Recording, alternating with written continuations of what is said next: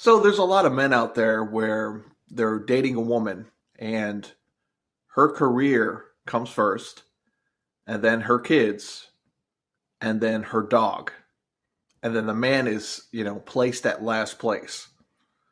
And a lot of men feel this way, and it may be true, it may not be true, but I will tell you this, your feeling is valid as a man.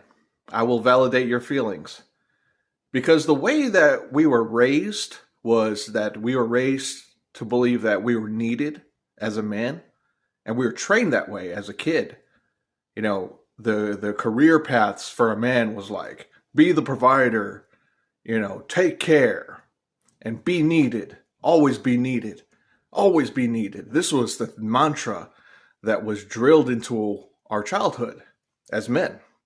Undeniable fact in America, all over advertisements, the role, even at the workplace, they'd kind of be like, this is what a man does. And so now times have changed, and you're left thinking, like, what happened?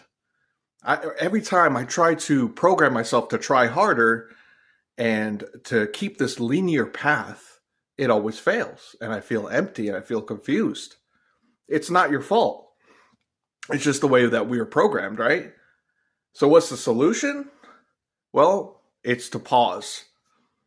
As simple as it sounds, it's to pause. And it's to say to yourself, what really matters to me?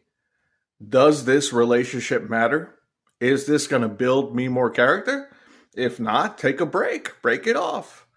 If it's not so easy to do that, if it's more complicated, still, I want you to pause and reflect.